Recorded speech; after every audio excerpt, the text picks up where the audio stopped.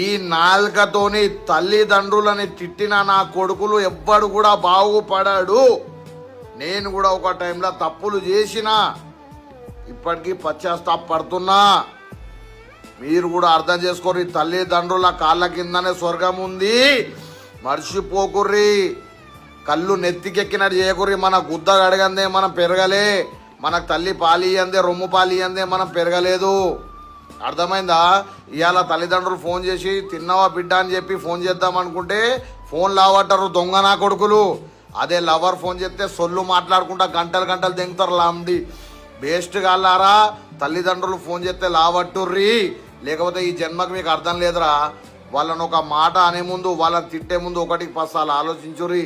ఇప్పటికీ నా అల్లతో నేను క్షమాపణ చెప్పుకోలేకపోతున్నా. కొన్ని చెడు అలవాట్ల ద్వారా చెంపలు వేసుకొని మంచిగా ఉంటున్నాం మనం. ఇప్పుడు మీరు కూడా మారూరి. తల్లిదండ్రులు ఫోన్ చేస్తే లిఫ్ట్ చేసి ఇక్కడ కాదు, ఇక్కడ డాడీ ఇక్కడ ఉన్నా, మమ్మీ ఇక్కడ ఉన్నా అని చెప్తే వాళ్ళు 2 బుక్కలు తిని ప్రశాంతంగా అంటారు. కానీ మీరు ఫోన్లు ఆవట్టకపోతే వాళ్ళు రాత్రంతా నిద్రపోర్రా. తల్లిదండ్రుల ప్రేమ మీకేం తెలుసురా? రేపు మీరు తల్లిదండ్రులు అయినాక మీకు అర్థమవుతుంది మీ బాధ ఏందనేది. అర్థమైందా? మనం తినకున్నా సరే కానీ మన అయ్య వాళ్ళకి అన్నం పెట్టాలరా, మర్చిపోవద్దు.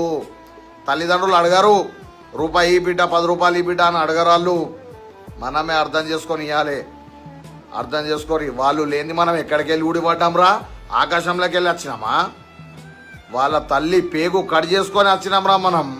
అటువంటిప్పుడు ఎంత గౌరవం ఇవ్వాలిరా వాళ్ళను. ఇంట్లో అవ్వ అన్నం పెడతా కావచ్చు, డాడీ డే అండ్ నైట్ కష్టపడి తీసుకొచ్చి మనకు పెడతారా.